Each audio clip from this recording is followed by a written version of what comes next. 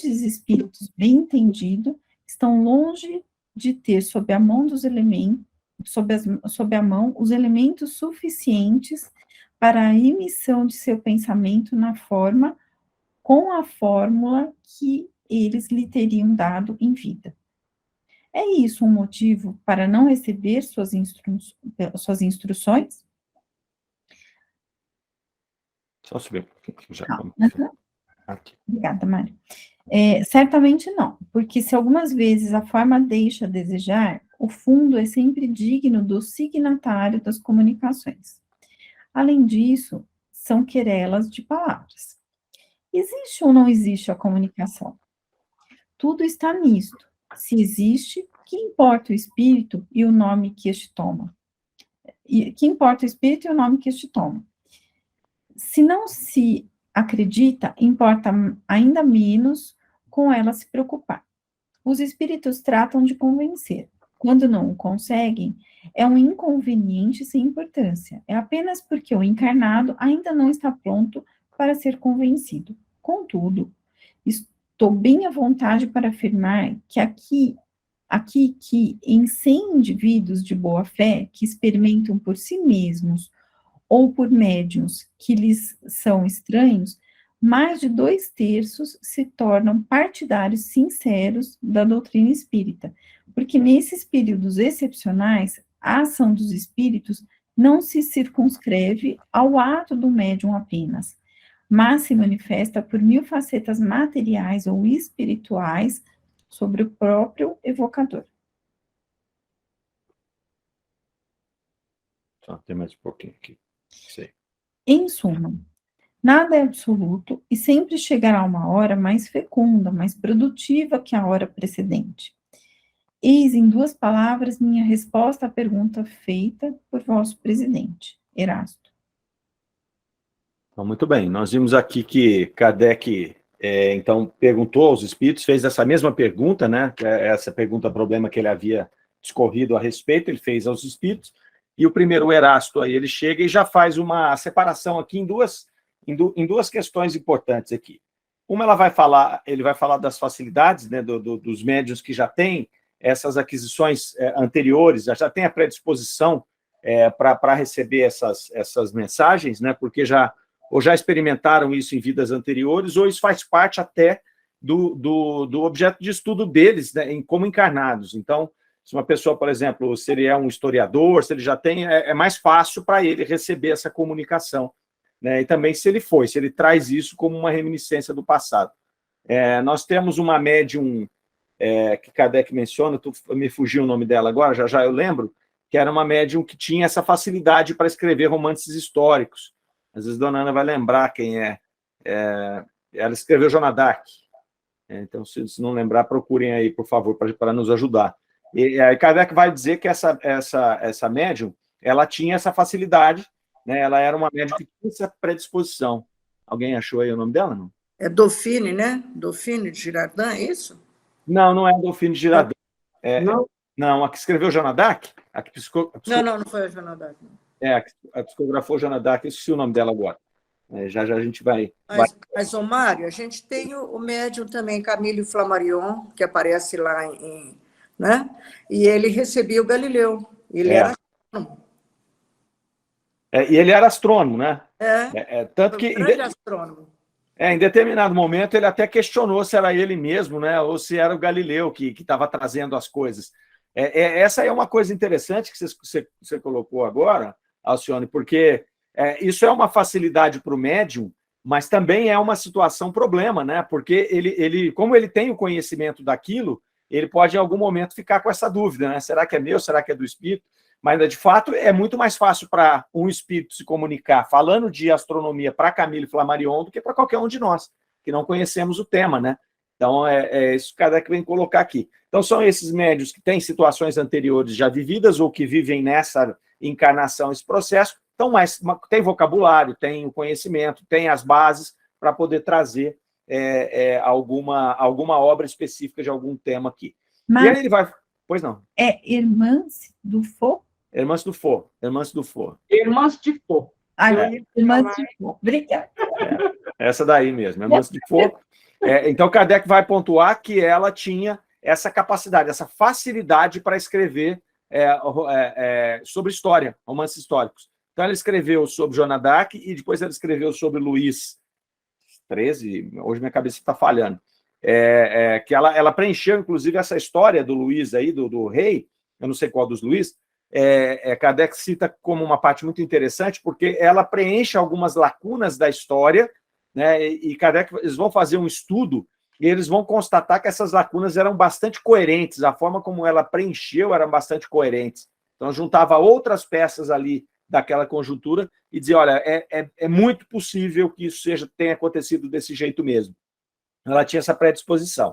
E ele vai falar aqui, o Erasto, de um outro tipo de mediunidade, né, que é interessante, porque Kardec não mencionou isso lá, né, que são os médiuns inconscientes, os escritores médiuns inconscientes que trazem as suas obras e que boa parte dela tem influência no plano espiritual, né?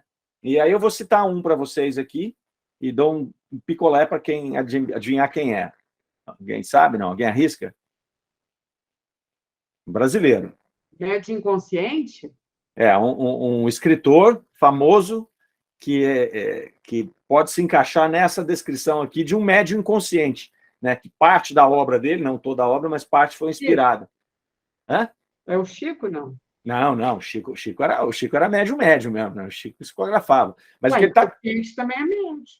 Não, mas o que ele está colocando aqui, ó, o que ele está falando ali é a inspiração, o escritor inspirado, né? Então ele colocou ele como um médium inconsciente aqui, porque ele recebe essa inspiração, ele nem sabe que ele está. É diferente até do Chico, tá? Porque o Chico era um médium mesmo, ele sentava e psicografava. O que ele coloca aqui, olha lá, vou ler de novo para vocês o trecho, ó. Mais de uma obra-prima da literatura e das artes é produto de uma mediunidade inconsciente. Sem isso, de onde viria a inspiração? Então, ele está falando do escritor que tem uma inspiração e ele não sabe de onde vem. Então, Kardec está colocando aqui que muitas obras da literatura mesmo, elas são fruto de uma inspiração. É como se fosse um trabalho conjunto, né? Do escritor e um trabalho da espiritualidade. Eu vou falar para vocês alguns trechos aqui do Guimarães Rosa. Rodrigues, né? Quem?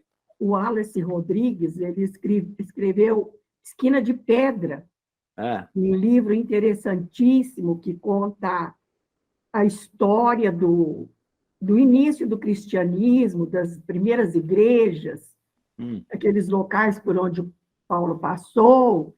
Então, é muito interessante, porque fala sobre aqueles primórdios. E ali tem um romance muito bonito, a Lucélia sabe, que a gente estava até estudando.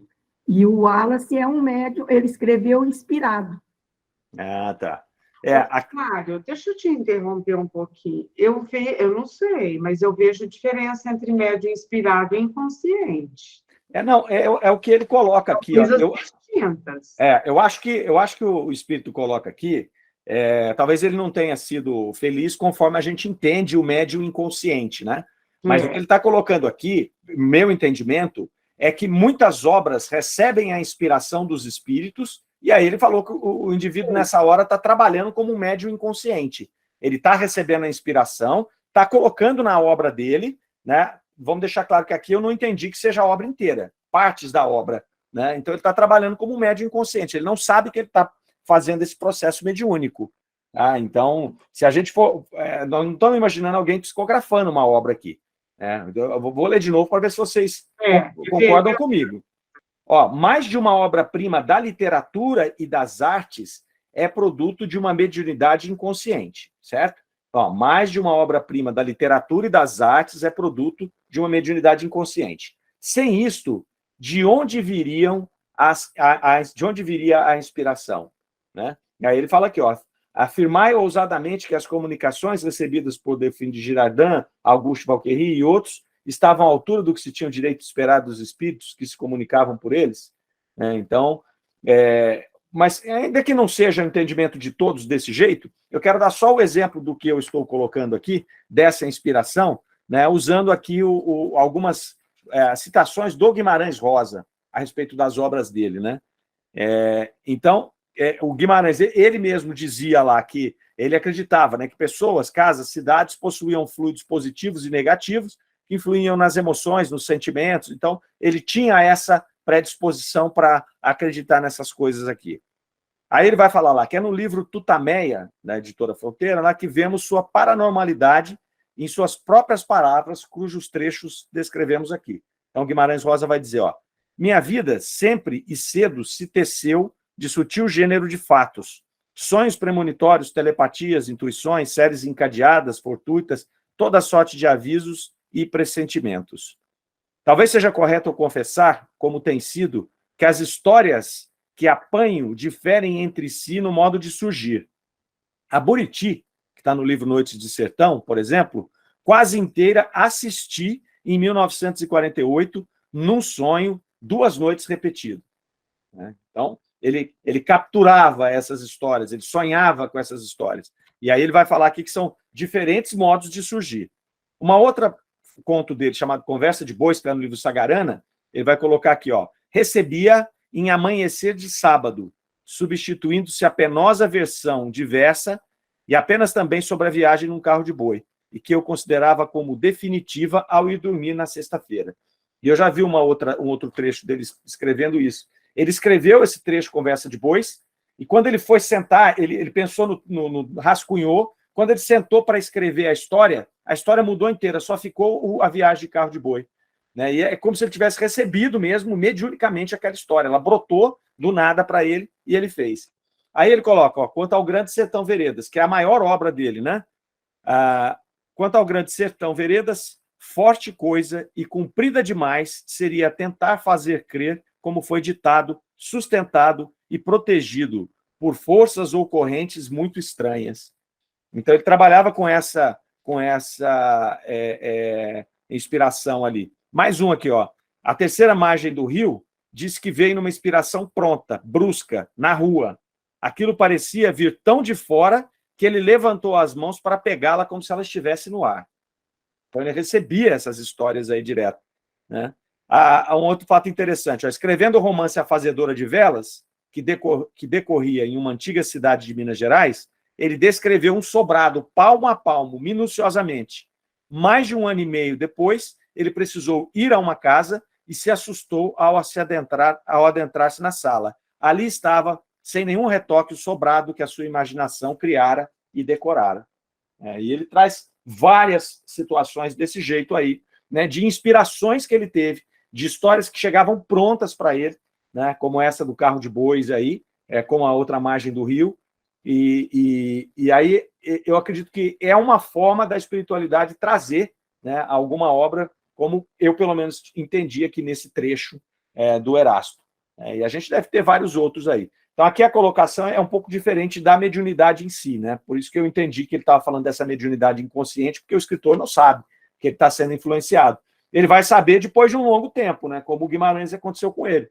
Ele vai chegar e vai falar, nossa, peraí, mas isso aqui não veio de mim, né? Eu não estava pensando nisso, isso aqui surgiu, né? E aí surgia de uma maneira muito incontestável ali, né? Nós temos o Fernando Pessoa também, que chegou a usar vários pseudônimos, né? Mas... Ele também falava alguma coisa a respeito dessa inspiração? Não? Eu penso assim, só para a gente... Porque o médium inspirado, esses aí são médiuns inspirados, eles vão elaborando um pouco das ideias e elas vêm também, ou em sonho, igual ele falou, ou mesmo no estado de vigília, vem, mas ele vai escrever. Então, vamos dizer, eu penso assim, estou raciocinando, não estou afirmando nada, estou conjecturando aqui. O escritor é coautor, Já mesmo no fenômeno da mediunidade inconsciente, por isso que eu tinha falado do Chico, que às vezes algumas obras eram inconscientes. Ele pega o lápis ou a caneta, hoje até o computador, e escreve. Ele não é autor. Ele realmente é um captador das ideias, né? Agora, você não pode dizer que o Guimarães Rosa não seja um autor. Não, isso. O Fernando Pessoa não seja um autor, né? Ele é coautor. Assim, eu estou raciocinando assim, mas sujeita à opinião de vocês também. Não, eu concordo plenamente, né? No caso de uma obra mediúnica, o autor é o espírito, né? E nesse caso aqui, a relação que a gente está fazendo porque a gente está discutindo por que os espíritos não trazem obras-primas ali, né? E aí, na verdade, quando eles participam muitas vezes, né, desse escritor, que ele tem o talento dele, mas às vezes o espírito quer trazer alguma história por alguma situação qualquer que a gente não desconheça, né, e ele usa através da inspiração. Mas o autor continua sendo, Guimarães Rosa é o autor disso, até porque ele não faz a menor ideia de quem ou o que o inspirou para fazer aquelas obras, né? Para trabalhar nessas obras aí. Ô, Mário, pois não. A gente pode pensar, também estou aqui refletindo, que o mundo das artes, ele favorece muito esse tipo de mediunidade, né? A inspiração. Eu acho que, de um modo geral, assim, se a gente pensar a música, né, a pintura, eu acho que acaba favorecendo porque a percepção, né, a conexão espiritual, ela está muito favorecida, né, talvez, pelo próprio desenvolvimento mesmo intelectual, né, que coloca isso a serviço. Então, assim, se a gente for mesmo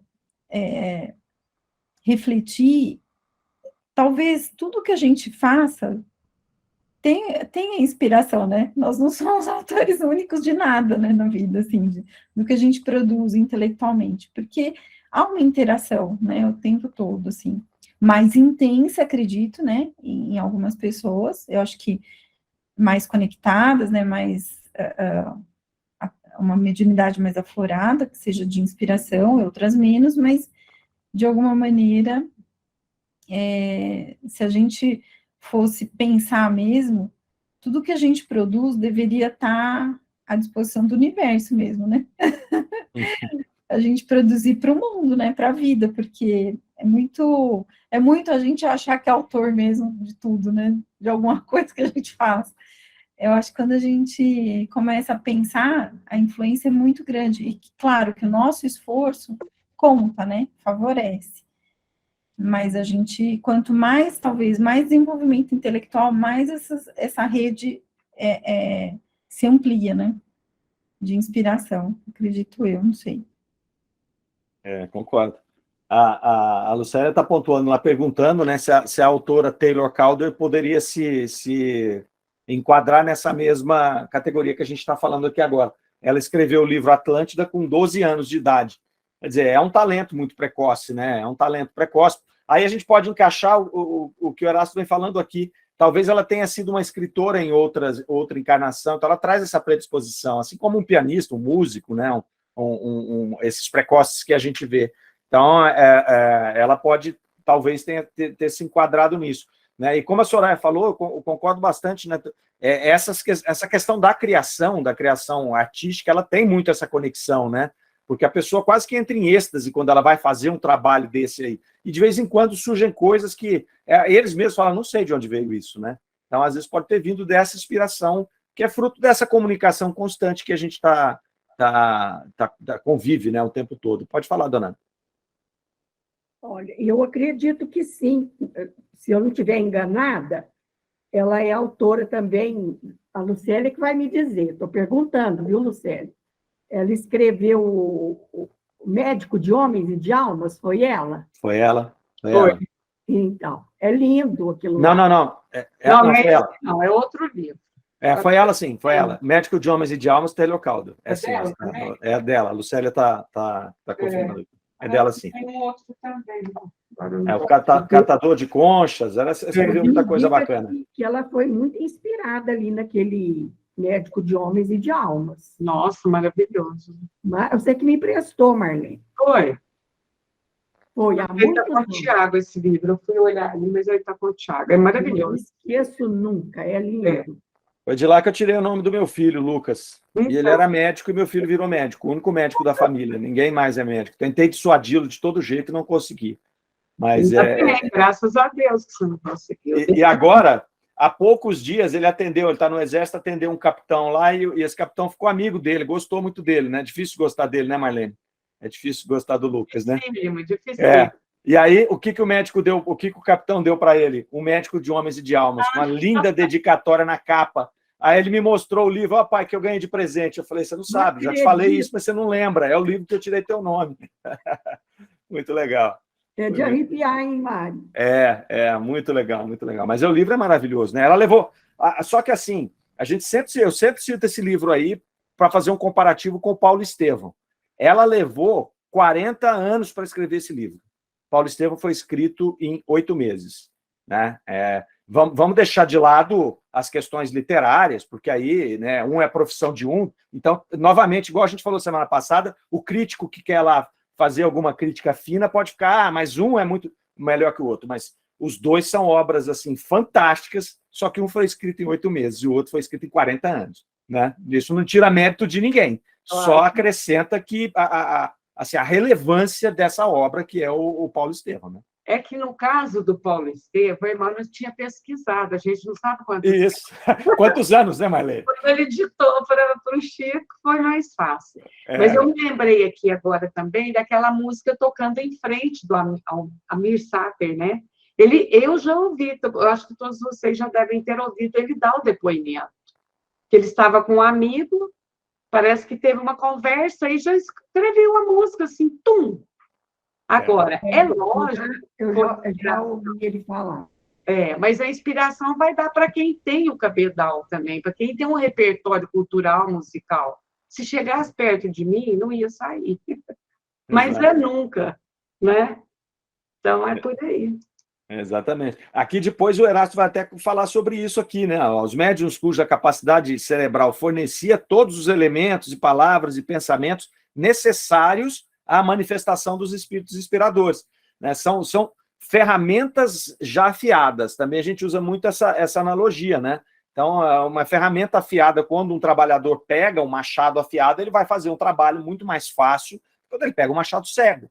Então, tem essa questão. Que aí, né, Marlene, por isso que essas pessoas que já estão acostumadas a compor, a exercitar o cérebro, a trabalhar as palavras, a forma como vai montar, são as que vão receber a inspiração. Vai ser muito difícil vir para mim ou para você, que não somos músicos, né, para fazer isso. Então, mas Kardec pontua muito na revista, principalmente, essa questão de que isso não é uma obrigatoriedade e que, em alguns casos, os espíritos trazem, né, poemas por pessoas que não têm nada a ver com poesia, que é justamente aí para dar a prova mesmo, né, da mediunidade, do processo. Trazer um poema para um poeta, todo mundo pode falar, mas ele já é poeta mesmo, né? Eu quero ver trazer Parnaso para o Chico, né? Você vai falar o quê? Pode falar, dona Ana. Eu não entendo nada de música, nada. Poesia eu faço alguma, assim, sem métrica, sem nada, pela intuição. Mas, há pouco tempo, eu compus uma música, a letra e a música, sobre Jesus, canção para Jesus. Eu sei até quem me inspirou, porque eu nunca imaginei que eu fosse compor uma música. A letra é fácil, sem pensar em métrica, em nada, você faz. Mas a música eu jamais imaginei. E eu fiz. Eu acredito, não sei, né? E é a Marisa Naline que me inspirou. Uhum. Ela foi minha professora de evangelização. E eu fiz essa musiquinha para a evangelização. Olha só. Eu vou pôr lá no grupo Céu e Inferno para vocês verem. Tá jóia. Tá, joia. Faça isso. É muito difícil, né? Música, para quem não sabe música, é muito difícil. É algo assim, parece grego, né? Eu, por exemplo, eu sou programador de computador, não entendo, minha sensibilidade é zero, né, para essas coisas. Então, eu não entendo nada de música. Eu sei, uma me agrada mais que a outra, uma me toca mais que a outra, mas falar o que está tocando, eu não faço a menor ideia. Então, se eu compor uma música um dia, vocês podem saber que é uma mediunidade inconsciente total. Total. Eu sou analfabeto nisso. Voltando aqui para Erasto, ele vai, aí nessa hora que ele vai falar dessa preparação dos espíritos, ele fala que, na maioria das vezes, né, o espírito não consegue comunicar, porque é muito diferente, né, o que ele quer passar para a mente do médium, para o potencial, né, para a ferramenta ali, a dificuldade desse instrumento. É muito difícil dele poder passar o pensamento dele, por isso que é fragmentado, e talvez por isso explique a gente colocar aqui agora que às vezes eles procuram algum que já é do ramo para poder inspirar, né? Para poder trazer esse trabalho deles aí, com qual objetivo a gente não sabe ali. Depois ele fecha falando do convencimento, né, que os espíritos não têm muita pretensão de ficar convencendo as pessoas, que as pessoas vão ser convencidas a partir do momento em que tenham maturidade para se convencer, e aí eles não ficam muito preocupados com essa situação. E aí ele vai colocar lá que mais de 2/3 das pessoas se tornam partidárias da doutrina espírita quando conhecem, e aí eu me lembrei, só que eu estava vendo isso aqui, eu me lembrei de uma das palestras que a gente ouviu lá em Curitiba, acho que foi o Carlos Sete que trouxe uma pesquisa que nos Estados Unidos mais de 60% no Ocidente, mais de 60% das pessoas acreditam na reencarnação. Então, quer dizer, cada vez a gente vai vendo esse número de pessoas aumentar. E aí ele coloca bem no Ocidente porque é menos comum, né? Porque no Oriente é mais comum, faz parte da crença deles ali, das crenças comuns deles. A maioria são reencarnacionistas. Agora, no nosso caso aqui, não. Aliás, é o contrário, né? Quando a gente pega os evangélicos, quando a gente pega mesmo os católicos, eles não acreditam na reencarnação. Mas quando você entrevista as pessoas, elas falam que acreditam. Quantas pessoas ele deu? 60% das pessoas. Por amostragem ali, 60% das pessoas do Ocidente... A gente tem 2 milhões e pouco só de cristãos. Interessante isso, né? Exatamente. No mundo. Se você tem essa porcentagem aqui no Ocidente, porque a pessoa, ela não acredita, mas ela fala assim, na próxima encarnação, eu quero isso assim, assim. Na próxima encarnação, eu não quero vir com aquele marido, e o marido fala que não quer vir com a mulher. Então, tá bom, já tá numa coisa. Mas não, gente. É isso. O Tony está aí do lado, hein? Está aí do lado. Mas muito bem, vamos ver mais uma aqui? Vamos lá. 20 de janeiro, 1865, médium senhorita MC.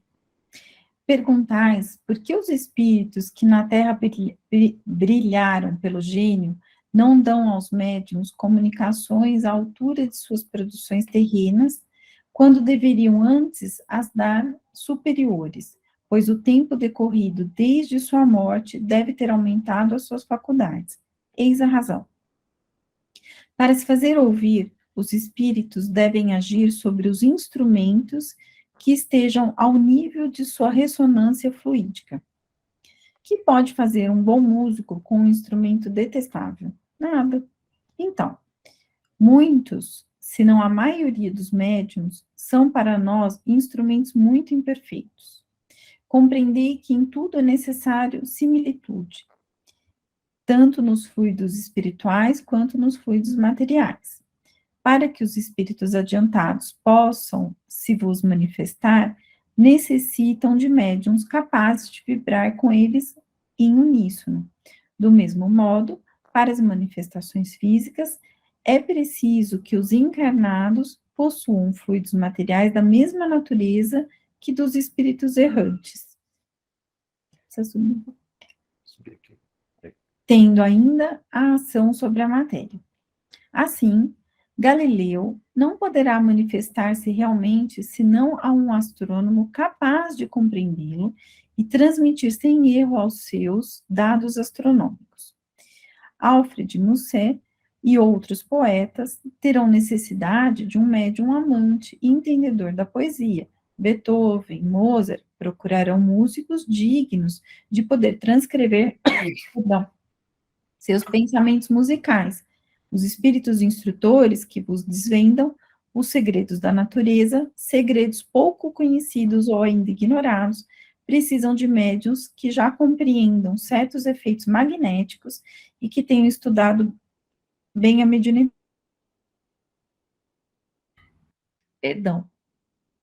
Compreender isto, meus amigos, reflete que não encomendais uma roupa ao chapeleiro, nem vossas cabeleiras a um alfaiate. Deveis compreender que necessitamos de bons intérpretes e que alguns de nós, por não encontrar esses intérpretes, se reúnem à comunicação. Se recusem. Se recusem, perdão, à comunicação.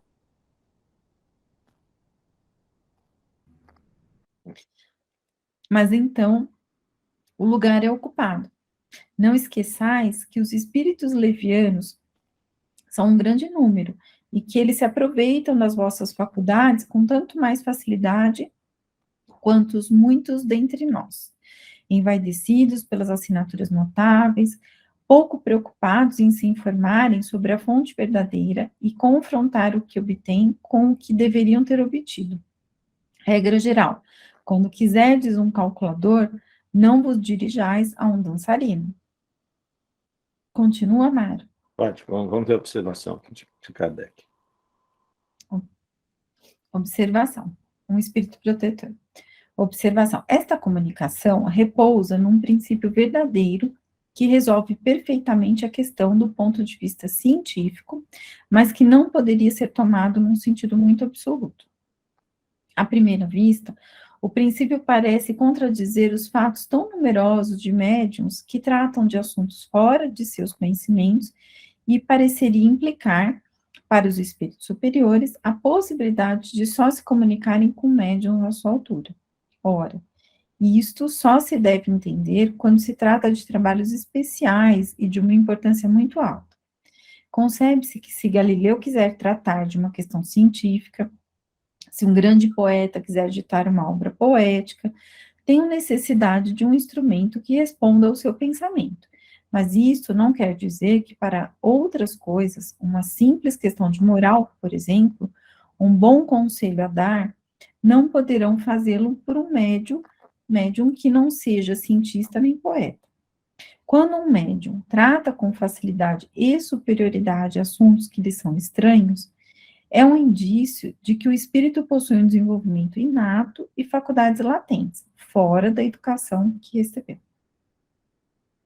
Muito bem, então aqui, essa mensagem aqui, que é de um espírito, assinou como um espírito protetor, vem trazer um outro aspecto, que é o aspecto fluídico, né? A necessidade dessa sintonia fluídica para se fazer a comunicação, essa ressonância fluídica que ele colocou aqui. Então, lembrando que ele está tratando desse problema, do porquê esses caras não trazem essas obras deles, né? Então, depois de tudo que eles falaram lá, ainda traz mais esse elemento aqui, né? Que nós somos instrumentos imperfeitos, muitas vezes não se encontra essa sintonia. Achei interessante ele citando aqui, né, que o espírito tem que vibrar em uníssono com a nossa condição fluídica com a condição fluídica do espírito comunicante ali.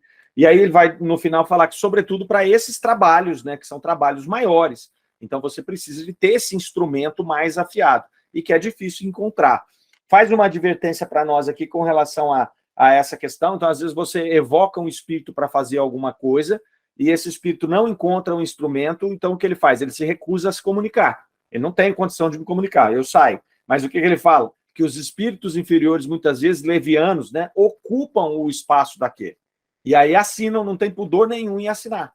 Então, aqui, essa mensagem aqui desse espírito, ela vai justificar lá no começo, né, quando o Kardec levanta o problema, que ele vai falar que justamente esse problema é levantado com razão quando se assinam obras com nomes importantes da literatura, da poesia, e aquilo não seria mais do que obra de pré-primário. Lembram que no começo do texto ele fala isso? Então, Kardec vai trabalhar isso aqui tudo para resolver esse problema, para mostrar as dificuldades, né, o que é o processo, como que ele funciona, e que existem outras formas de se trazer isso. E também, como nós comentamos semana passada, não faz muito sentido, o espírito já desencarnou, ele já está seguindo outro caminho, para que ele vai ficar voltando aqui, né, para trazer a obra que ele já fez quando encarnado? Então, ele já foi, já tem outros que estão aqui avançando com aquilo, evoluindo conforme o seu tempo, né, para poder dar continuidade aí no processo evolutivo. Ok? Então, aqui nós terminamos essas considerações aqui sobre esse tema. Algum comentário a mais aí, meninos? Então, Mário, eu acho que foi no último estudo nosso que a gente falava, mas por que os escritores não voltam a escrever, papapá, né? Lembra? Balzac, ele vai citando. Ora, gente, como que um escritor dessa categoria, se ele não tem um médium que realmente reproduz, ele tem que cair fora mesmo, porque depois ninguém vai acreditar. Imagina, o fulano era bom, fulano não... tinha uma linguagem especial, ele usava isso, usava aquilo, agora vem esse escritor medíocre. Ninguém acredita. É o que o senhor lembrou e que ele fala aqui também, né? Galileu foi procurar quem? Não ia procurar outros, senão Camille Flammarion, né? Porque é isso. Então, mediunidade é complicado, né? Agora, é o que ele fala ali, quando você vem trazer uma lição de moral, um conforto, um lenitivo, aí ok, né? Aí todos os médiuns servem, claro. Porque não é específico, né, o trabalho ali, ele não depende dessa especialização do médium para poder aproveitar todo aquele potencial, né? É complicado, é complexo. Imagine o Shakespeare vir escrever para uma pessoa aqui, como é que ele vai achar um instrumento para ele poder passar a genialidade dele? É muito difícil. E se tiver um instrumento tão genial, ele está fazendo as coisas dele, ele não vai querer fazer as coisas de Shakespeare, não tem muito sentido, né? Essa redundância. Mas o espírito Shakespeare, se ele for um espírito evoluído, ele pode muito bem vir para trazer, como a Marlene bem colocou aí, e esse última mensagem fala, né? Assuntos que não têm a ver com a obra dele, mas que ele pode contribuir, né? Questão de moral e tudo mais. É muito bacana, eu acho que sim, é bem esclarecedor, não é? Porque às vezes a gente se depara com esse tipo de colocação mesmo, né? A gente vê obras assinadas e aí você olha e fala, não, isso aqui não é aquele espírito, não tem nada a ver com aquilo. Então, entender essa complexidade toda, entender que pode ser um espírito qualquer, né? O problema aí não está na comunicação e na assinatura, está no problema da forma como a gente interpreta, né? Você aceitar porque foi assinado que é o complicado aí, né, do processo. Ok? Então vamos para o próximo assunto aqui, dá para a gente avançar um pouco mais. Vamos lá. Palestras de Além Túmulo, o Dr. Vinal. Sociedade Espírita de Paris, 31 de março de 1865, médium, senhor Dias Liens. As professoras precisam me ajudar. Esses nomes aqui eu fico perdidinho. Sem dúvida, os leitores se lembram dos interessantes estudos sobre o espírito de pessoas vivas, publicado na revista de janeiro e março de 1860, e aos quais se haviam submetido o Sr. Conde de R. e o Sr. Dr. Vinal. Este último, afastado há vários anos, faleceu a 25 de março último. Na véspera do enterro, perguntamos a um sonâmbulo muito lúcido que via bem os espíritos se o via. Disse ele: vejo um cadáver no qual se opera um trabalho extraordinário. Dir-se-ia uma massa que se agita e como algo que faz esforços para se desprender dela, mas que apenas tem que vencer a resistência. Não distingo forma de espírito bem determinada. A 31 de março, ele foi evocado na Sociedade de Paris.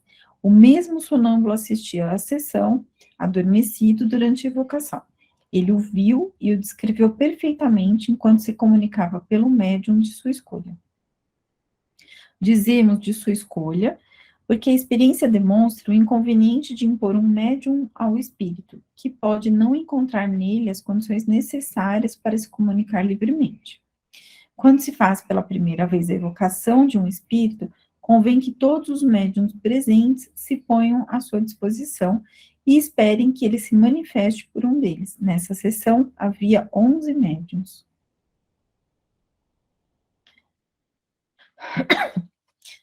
Pergunta: caro senhor Vinal, todos os vossos antigos colegas da Sociedade de Paris conservaram de vós a melhor lembrança, e eu, em particular, a das excelentes relações que não se descontinuaram entre nós. Chamando-vos ao nosso meio, para começar, temos por objetivo dar-vos um testemunho de simpatia e ficaremos muito felizes se tiverdes a bondade, ou se puderdes, vir comunicar-vos convosco. Resposta.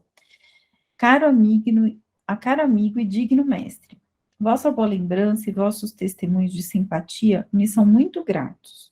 Se hoje posso vir a vós e assistir, livre e desprendido, a esta reunião de todos os nossos bons amigos e irmãos espíritas, é graças ao vosso bom pensamento e à assistência que vossas preces me trouxeram. Como dizia com justeza meu jovem secretário, eu estava muito impaciente para me comunicar. Desde o começo desta noite, empreguei todas as minhas forças espirituais para dominar esse desejo. Vossas conversas e as graves questões que debatestes, interessando-me vivamente, tornaram minha espera menos penosa. Perdoai, caro amigo, mas o meu reconhecimento precisava manifestar-se. Deixa eu ver se é isso. Vai fazer essa notinha aqui, ó. Nota. Logo que percebi tratar-se do Sr. Vinal, o médium sentiu realmente a influência desse espírito que desejava por ele comunicar-se. Muito bem. Então, o Dr. Vignal aqui, a gente passou rapidamente pelas experiências dos espíritos vivos, lá num dos estudos lá atrás, e era justamente esse espírito, ainda encarnado, que pediu para se comunicar. Então, foram feitas várias experiências ali. No desencarne dele, o que acontece? Eles vão lá para verificar, né, como era uma pessoa do ciclo deles, que eles já tinham contato, eles vão lá e levam um médium vidente para poder se comunicar ali, para poder identificar no velório. Achei muito interessante aqui ele descrevendo, né, essa luta do espírito para poder se desprender do corpo físico ali. Então, ele faz essa descrição aqui, e o sonâmbulo vai dizer que não conseguiu distinguir ali o formato do espírito, mas é óbvio, porque estava naquele processo, né, daquela luta ali do desprendimento. Bom, aí um pouquinho à frente, Kardec vai fazer uma pontuação ali interessante, né, que ele se comunicava pelo médium da sua escolha, né? No momento em que ele foi evocado depois da morte, ele vai colocar lá, olha, ele o viu e o descreveu perfeitamente enquanto ele se comunicava com o médium de sua escolha. Então, isso ele já tinha falecido, já fazia alguns dias, eles evocaram ele, o médium vidente, ele estava se comunicando lá com o médium psicofônico, ou psicográfico, não sei, e o médium, o vidente, viu e era o senhor Vignal ali. E aí Kardec faz uma pontuação aqui, dizendo de sua escolha, porque a experiência demonstra o inconveniente de impor um médium ao espírito. Então ele vai fazer uma ligação até com o que a gente estava estudando há pouco, né, que é dessa necessidade dessa afinidade fluídica.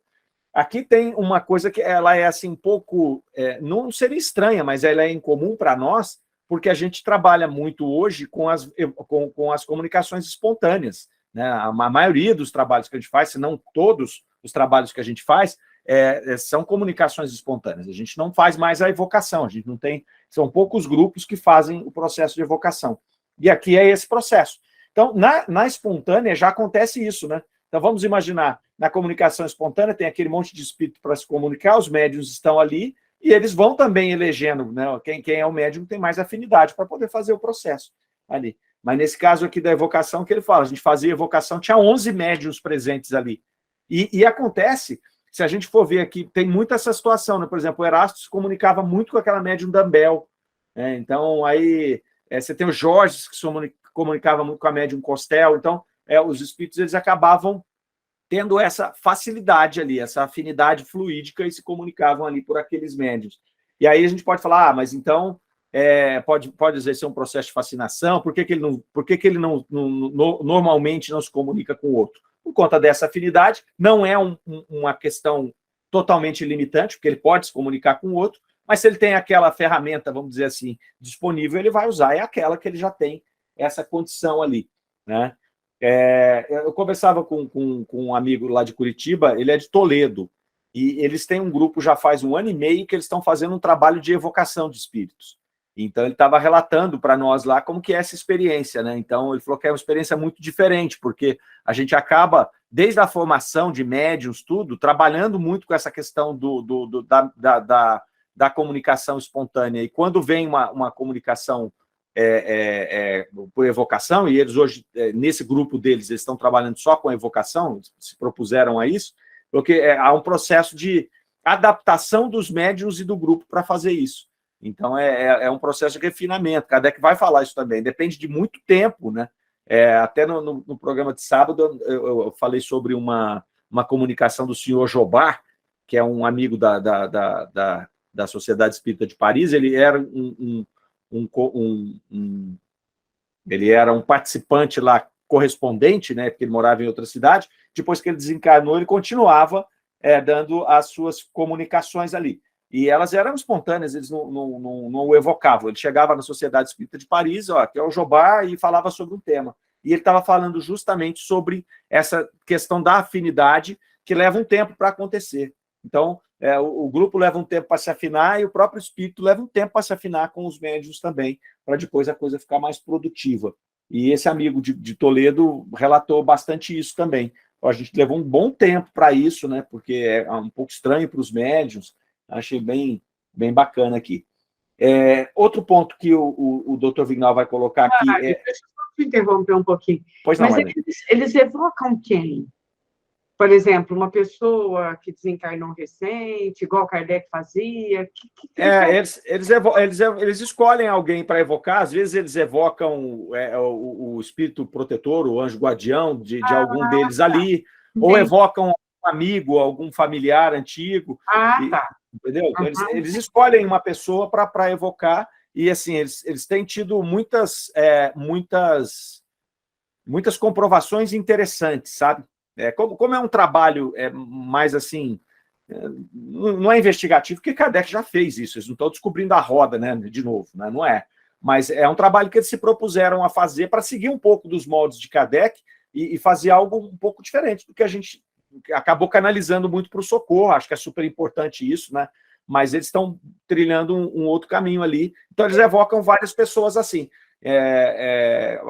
Algumas aleatórias, e preparam também, viu, Marlene? Então, quem que nós vamos evocar? Então, juntam 2, 3 lá, preparam as perguntas que vão ser feitas para o espírito e tudo mais. Então, eles estão trabalhando nisso. Já faz 1 ano e meio lá, e eles têm resultado... Fez uma pesquisa assim, Mário. Quem? A Donfim já fez isso uma vez, até foi lá no Luz e Amor, baseado naquelas pesquisas dele. Mas, outra coisa, quando a gente faz também um trabalho específico para uma determinada pessoa, né? É o que a gente tem feito lá no Luz e Amor. Hoje nós vamos fazer o trabalho para a pessoa X, ou um desencarnado, ou encarnado. Não é uma evocação, mas acaba sendo. Que aí, no caso, pode vir a própria pessoa como os que estão afeitos a ele, ou para ajudar, ou aqueles que às vezes perturbam, né? Não é essa evocação, vamos dizer assim, escancarada. Nomeada, né? Mas acaba sendo, né? Eu concordo, né? É porque estamos fazendo um trabalho de socorro ou desobsessão para alguém, né? Naturalmente você está evocando a pessoa e aqueles que estão próximos, né? O ponto diferente aqui é que ali você faz uma evocação nomeada mesmo, né? E com um objetivo qualquer que seja ali. Pois não, Vera? Então, Marleninha, eu ia até levantar a mão.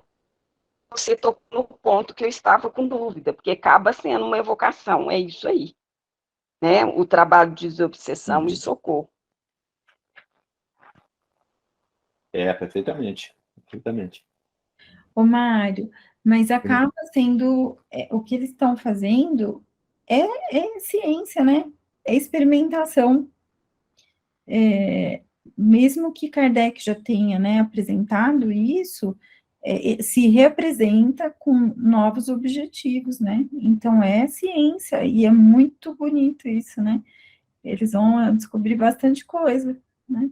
Quem sabe então. Trazer referências, né, para que outros grupos se formem, porque essa é uma questão que eu acho importante, a gente precisava retomar, né, de alguma maneira, mas com esse espírito científico e com propósitos sérios, né, assim, como eu acredito que é esse grupo, né, então de ter novos registros, tem tanta coisa ainda a ser explorada, né, a ser perguntada, eu acho tão bonito, achei legal saber que existe.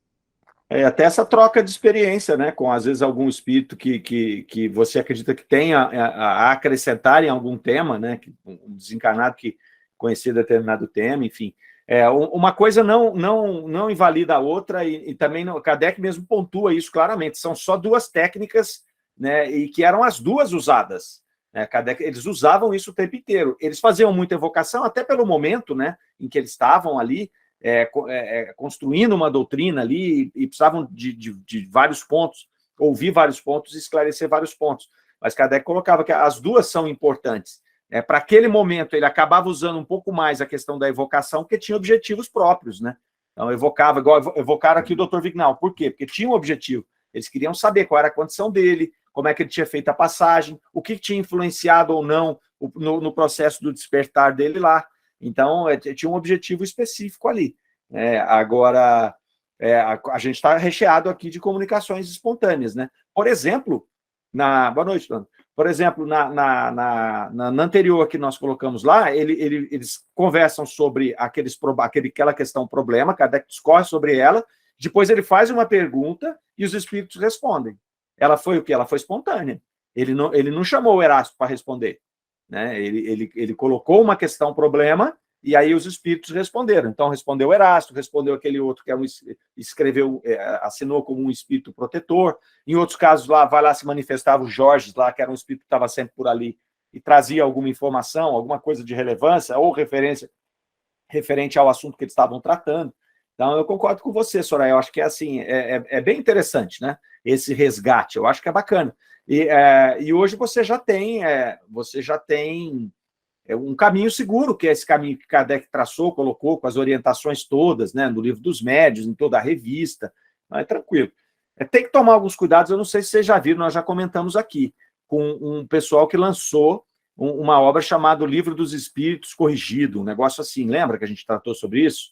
E eu fui ver isso, assim, é uma coisa bizarra, tá na internet, e você vê as pessoas gravaram no YouTube lá as comunicações que eles receberam, corrigindo as coisas do Livro dos Espíritos. Então, começaram de novo a fazer as perguntas e como se corrigindo. Né? Não conhece de jeito nenhum a metodologia de Kardec. Kardec não fez isso, né? Ele não fez isso. Quando ele foi estruturar o Livro dos Espíritos, na verdade, ele estava usando, em grande medida, o Conselho Universal do Ensinamento dos Espíritos. Ele trazia o que é Deus. Então, ele pegava ali de várias comunicações, de vários médios, de vários lugares, para poder chegar no consenso esta é a resposta mais comum de todos os espíritos. Então, não era uma coisa que você estava lá e saía escrevendo de um espírito só. Então, tem que tomar esses cuidados, mas a gente já tem material. Obra, o Evangelho ou o Livro dos Espíritos? O Livro dos Espíritos, Marlene. Mas por que você não nos convida para internar esse povo aqui, Marcos? Você tem que aproveitar enquanto tem leito, né? Tem que aproveitar enquanto tem leito. Pois é. Mas se você ver, assim, é bem bizarro. Está na internet lá, e esse movimento começou, a gente tratou dele aqui já uma vez, lá para trás. Acho que eu me lembro, sim. Lembra? E eu fui pesquisar naquela época, porque começou a surgir esse livro e tal, e ele nasceu morto, né? Ele já acabou, ninguém... E até no dia a gente conversou sobre isso. Falou, olha, quanto menos divulgação a gente fizer disso, melhor. Né? Porque quando você divulga, a pessoa fica interessada, né? Fica ali, ó, o que será que está acontecendo? Vamos olhar e tudo mais. Então, mas é um processo que não tem nada a ver com o processo que está se fazendo lá em Toledo, por exemplo.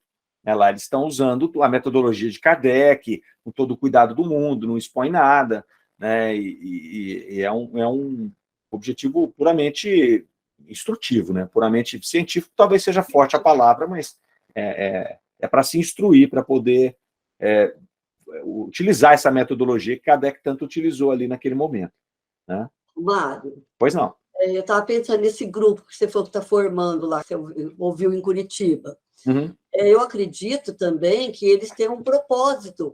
Por exemplo, não vai evocar um familiar para saber se ele está bem onde ele está. Provavelmente, eles têm assuntos relevantes e de pesquisa até mesmo, de alguém que, por exemplo, deixou alguma teoria que não foi acabada, ou qualquer coisa assim, que ficou dúvida, não é? Eu tenho a impressão que é bem esquematizado, não é para atender particularidades. Não é?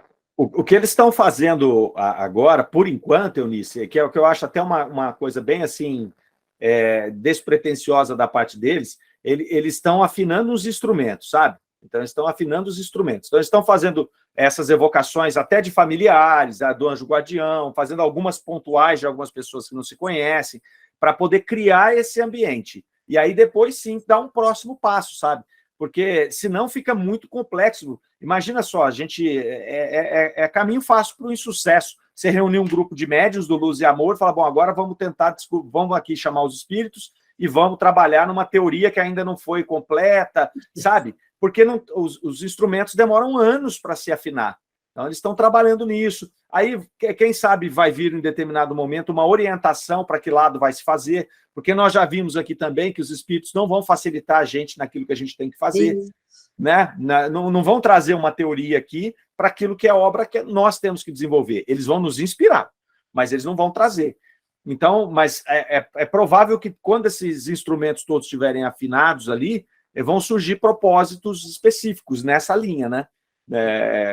Para trazer alguma instrução, talvez alguma obra, né, alguma informação adicional, enfim, a gente não sabe. Eles estão trabalhando lá com muita humildade, assim, com muito cuidado nesse trabalho, mas eu achei bacana, é o único que eu conhecia, não conheço outro que está fazendo isso, essa turma, eles estão registrando tudo, é uma coisa bacana, a gente não está expondo, mas nós estamos fazendo um registro sistemático de tudo, então registra as comunicações, faz nas bases que Kardec fazia na Sociedade Espírita de Paris, sabe? Registra tudo, coloca numa ata, quando vem uma comunicação, eles fazem uma avaliação com aquela metodologia que Kardec colocou, lembra que a gente mostrou aqui há um mês, 2 atrás, que tem uma metodologia que Kardec vai colocando lá vários pontos de como você fazer essa avaliação, eles estão fazendo nessa linha aí.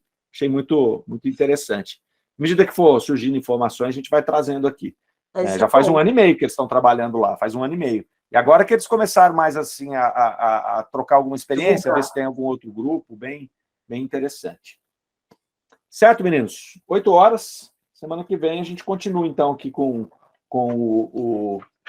o Dr. Vignal, e a gente parte para outras também. Tá joia? Joinha. Então, uma boa semana para vocês. Até a semana que vem.